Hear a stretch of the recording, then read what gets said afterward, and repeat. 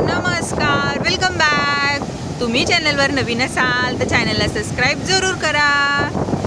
अशा प्रकारे जर बऱ्याच लोकांचं उन्हाळ्यात कोकणात यायचं स्वप्न झालं असेल पूर्ण, किंवा मग आता काहींचं बाकी असेल की यायचं आहे जूनमध्ये जायचं, पहिला पाऊस, तर तुम्ही पाऊस एन्जॉय करायला येऊ शकता. पण जर समुद्र किनारी वगैरे जर प्लॅन करत असाल तर प्लॅन कॅन्सल करा, कारण की समुद्र खूप जास्त खवळलेला आहे आणि त्यामुळेच आता सगळे स्पोर्ट्स वगैरे देखील बंद आहेत. तुम्ही इवन समुद्रात जायला देखील बऱ्याच ठिकाणी परवानगी नाकारली गेलेली आहे. इथं तुम्ही बघू शकता दूरपर्यंत कोणी नाही, तर 2-4 हौसी लोक आहेत फक्त.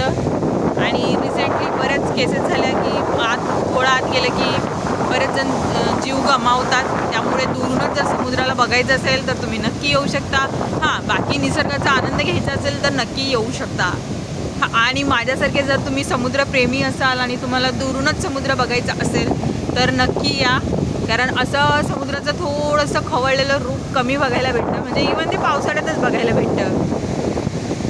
आणि फोटोशूटसाठी चांगलं आहे, पण दुरूनच फोटो काढायचे. अगदीच अति उत्साहात पाण्यात जाऊ मग तो समुद्र आत नेतो.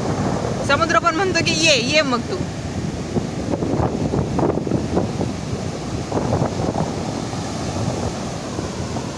आणि बऱ्याच ठिकाणी असं हे तयार होतं, म्हणजे खड्डे आहेत लिटरली.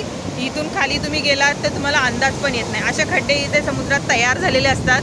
त्यामुळे आपण म्हणतो की किनाऱ्यावर आहोत, पण जर तुमचा पाय इथे गेला तर ते पाणी खोल असतं आणि तुम्ही आत ओढले जाता.